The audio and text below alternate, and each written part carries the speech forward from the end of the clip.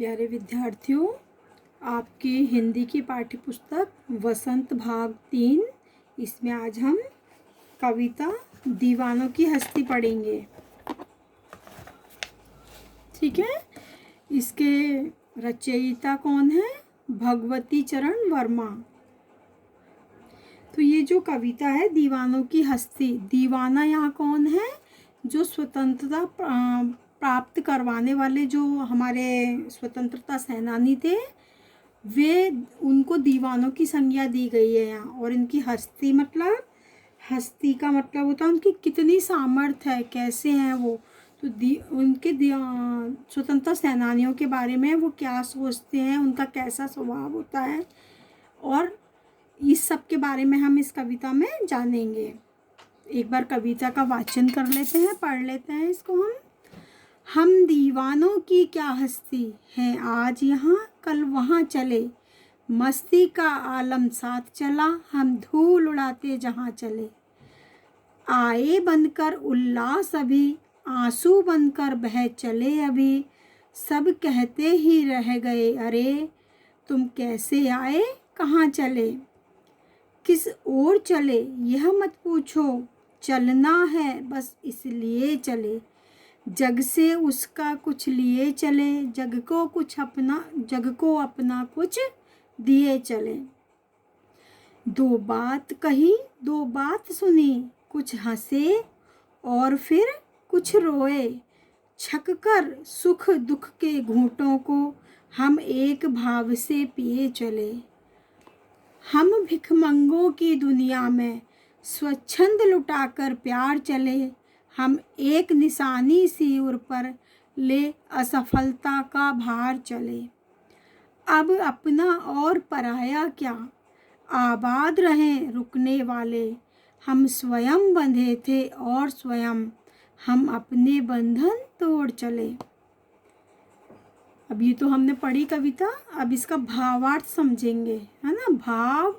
भावार्थ का मतलब होता है कि क्या भाव है यहाँ लिखने वाले का, क्या कहना चाहते हैं कवि, है ना, या व्याख्या करना, उसको समझाना। तो देखिए, हम दीवानों की क्या हस्ती है, आज यहाँ कल वहाँ चले। तो यहाँ क्या बताया है कि जो भारत के लिए स्वतंत्रता के लिए जो बलिदान होने वाले, मस्ती में डूबे हुए स्वतंत्रता सेनानी जो थे, उनकी मनोदशा का वर्णन कर रहे हैं यहाँ कवि। क्या कहते हैं कि हम दीवानों की क्या हस्ती, आज यहाँ कल वहाँ चले, कि अभी तो यहाँ हैं और कल कहीं चले जाएंगे, मतलब किसी भी एक स्थान पर टिकते नहीं हैं। मस्ती का आलम साथ चला, हम धूल उड़ाते जहाँ चले। जहाँ भी हम जाते हैं लोगों में क्या भर देते हैं, मस्ती भर देते हैं, उल्लास भर देते हैं, खुशियाँ भर देते हैं। तो देखो क्या कहते हैं, हम आए थे बनकर उल्लास अभी, और क्या बनकर आए थे, उल्लास बनकर, यानी खुशी बनकर आए थे। और जब कहीं से जाते हैं तो आंसू के रूप में लोग उनके जाने से उनको दुख होता है कि क्यों जा रहे हैं, तो आंसू बनकर बह चले।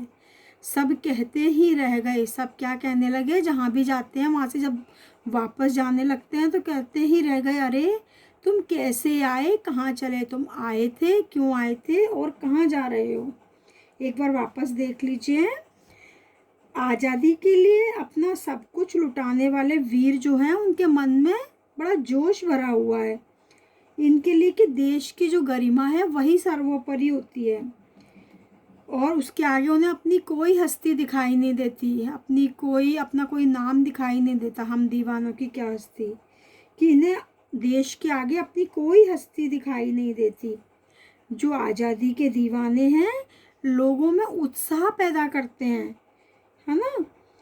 इस उद्देश्य से क्या करते हैं, ये सारे देश में घूमते रहते हैं, और जिस भी दिशा में इनके कदम बढ़ते हैं, जिधर भी ये जाते हैं, वहाँ जोश और उत्साह का वातावरण बन जाता है।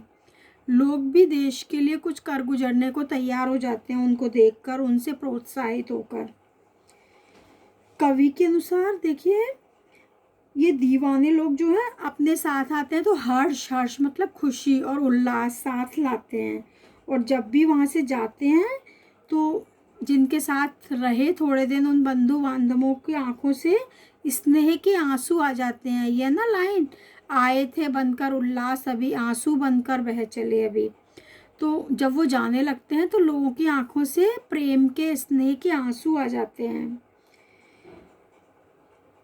तो उनसे क्या कहने लग, और क्या कहते हैं फिर वो, तुम कैसे आए थे, अभी अभी तो तुम आए थे, क्यों आए थे, और अब कहाँ चले, अभी तुम्हें कुछ दिन और रुकना चाहिए। मतलब लोग उन्हें अपने पास रखना चाहते हैं। किसको? आज़ादी के दीवानों को। अब अगली लाइनें देखिए। किस ओर चले यह मत पूछो, चलना है बस इसलिए चले, जग से उसका कुछ लिए चले, जग को अपना कुछ दिए चले। दो बात कही दो बात सुनी, कुछ हंसे और फिर कुछ रोए, छक कर सुख दुख के घूंटों को हम एक भाव से पिए चले।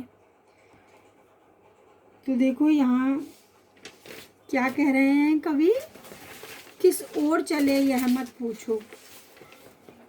क्या कहना चाहते हैं कि कैसी उनकी गतिविधियां हैं, उनका स्वभाव मस्त है और उनके लिए सुख और दुख सभी समान है। इन पंक्तियों में वे ये कहना चाहते हैं। क्या कहते हैं? किस ओर चले यह मत पूछो, चलना है बस इसलिए चले। मतलब कि उनसे आने जाने का ठिकाना मत पूछो, कोई उनका आने जाने का निश्चित स्थान नहीं है। जग से उसका कुछ लिए चले, जग को अपना कुछ दिए चले। इस संसार से जहाँ भी गए उन भाई बंधुओं से कुछ सीखते हुए चले और उनको कुछ सिखाते हुए चले, है ना। उनसे उनका प्यार पाते हुए चले, अपना प्यार उन्हें देते हुए चले, क्योंकि उनके लिए तो सभी बराबर है ना।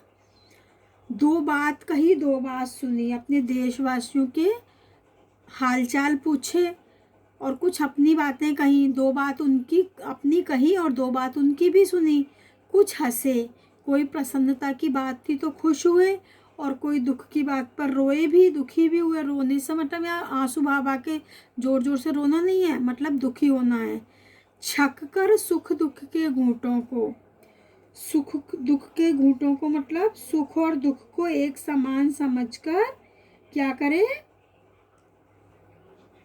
एक ही भाव से पिए चले। मतलब सुख और दुख को उन्होंने क्या किया, समान समझा और उसका सबका आनंद लिया। दीवानों के, जो आज़ादी के दीवाने थे, उनका स्वभाव ही बता रहे हैं ना यहाँ कभी। अब अगली लाइनें देखिए। हम भिखमंगों की दुनिया में स्वच्छंद लुटाकर प्यार चले, हम एक निशानी सी उर पर ले असफलता का भार चले। अब अपना और पराया क्या, आबाद रहें रुकने वाले, हम स्वयं बंधे थे और स्वयं हम अपने बंधन तोड़ चले। देखो अब यहाँ पे भिखमंगे शब्द आया है, भिखमंगे। अब यहाँ भिखमंगे किसके लिए कहा है कवि ने, जरा समझने की कोशिश करिएगा। भिखमंगे यहाँ बोला है, जो स्वार्थी लोग होते हैं ना, वो हमेशा जो यही सिर्फ यही चाहते हैं देश हमारे लिए कुछ करे। भाई देश तो हमारे लिए कुछ करेगा, करता है, करता ही है और करता ही रहेगा, लेकिन हमें भी तो अपने देश के लिए कुछ करना चाहिए।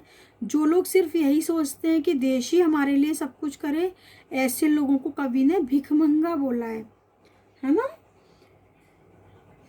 और क्या क्या दे रहे हैं, क्या कह रहे हैं कवि उनके स्वतंत्रता सेनानियों के, आज़ादी को दीवानों की तरफ से, कि देश के लिए भी अपना सर्वस्व लुटा देना चाहिए हमें, ठीक है ना। अपना सब कुछ देश को समर्पित करना चाहिए, यही सच्चे देशभक्त की निशानी है। तो देखिए क्या कहते हैं कि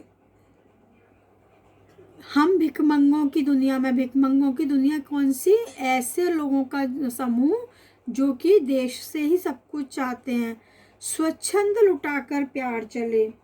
उनको भी क्या करते हैं, उनके ऐसे लोग भिखमंगों के समान हैं जो सिर्फ अपने बारे में सोचते हैं, स्वार्थी सोचते हैं।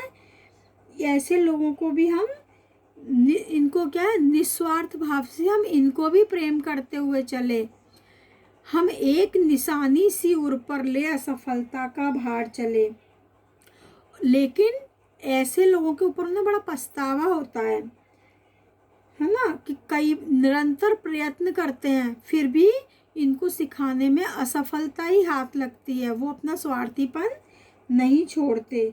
तो क्या कह रहे हैं कवि, कि इन दीवानों को, देश प्रेम के दीवानों को इस बात का बड़ा पछतावा होता है कि निरंतर प्रयत्न करने पर भी वे देश को क्या स्वतंत्रता नहीं दिला पाए, और अपनी असफलता के इस बोझ का भार या असफलता का यह जो बोझ है, भार है, इसको हृदय में धारण करके लगातार अपना कर्तव्य निभाते हुए जा रहे हैं। उनके ऊपर एक बोझ है कि अब तक हम स्वतंत्रता नहीं दिला पाए।